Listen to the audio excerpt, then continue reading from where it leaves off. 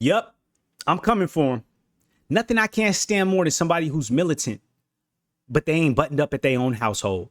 You want to tell everybody else how they should live their life and everything that they should and shouldn't be doing and how you treated something with so much dignity and pride, but in the back iron of your own home, you didn't have it figured out.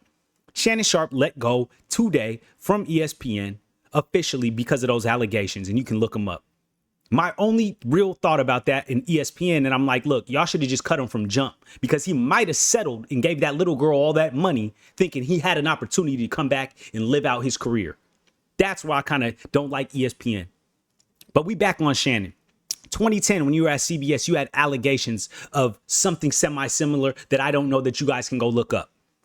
All right. This was in 2010, 16 years ago at CBS. You go to Fox with Skip Bayless. That falls apart for whatever reason now, because now I don't know the reasons now. I thought it was Skip. I'm blaming Skip the whole time, not even looking into your past because I didn't care that much. Now I'm caring. Right. You get the nightcap. You get Uncle Shay Shay. You're booming. 30,000 viewers live. You were the guy. You got on ESPN.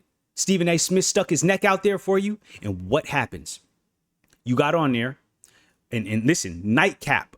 Who remembers this? With Ocho, and he got on Ocho about his professionalism and being late. Y'all remember that? Damn near talked to him like he was his son. But Ocho, being the cat he is, took it in stride and kept it moving. Was like, it's all good. Yep, no, I understand. I hear what you're coming from, right? A little bit later, maybe about 2 months later, what happened? He had a little S tape on Instagram Live pop up. Y'all remember that? Nushell, Mushell, whatever. It was all fun and games and jokes. Remember that? Yeah, I was laying it down. All the little funny stuff he was talking, right? ESPN still allows him to stay on that platform.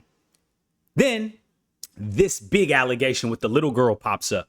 And respectfully, because she's grown, I ain't going to act like he was messing with a real little girl. But that allegation pops up and it ruins everything for you. And it's unfortunate, brother.